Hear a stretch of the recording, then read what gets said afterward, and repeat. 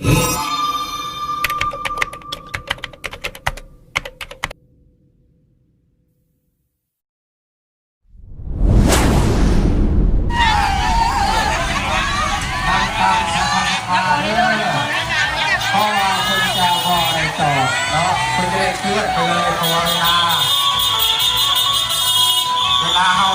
นเรือน้อยแล้วเนาะเพราะว่าเพื่อจะมีพิธีหักอยู่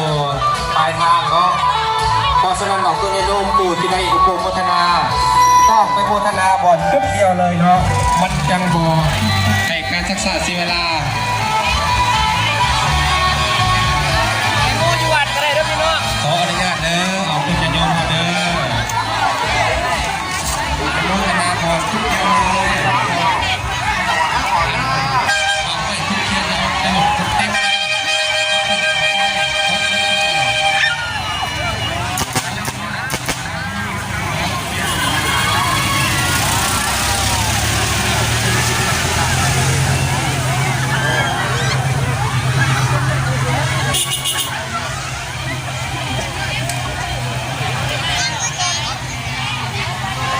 นั่งรถพาเด้นั่งรถพาข้างล่างหมดเลย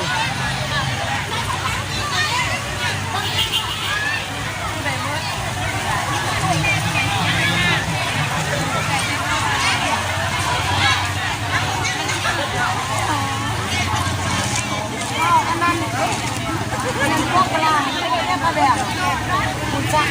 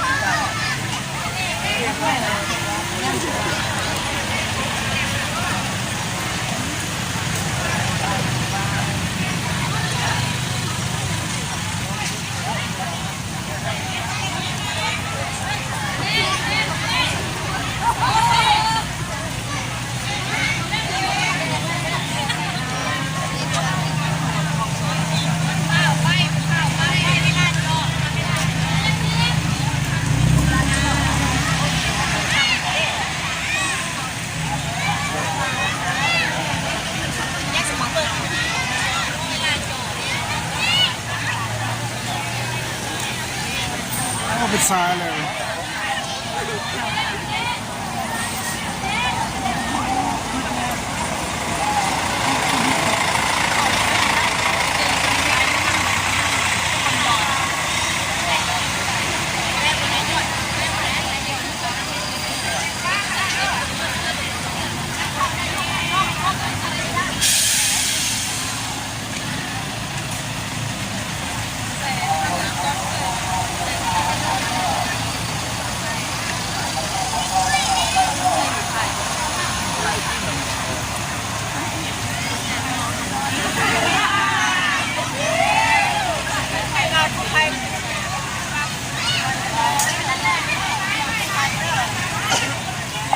ขบวนแห่ขบวนแห่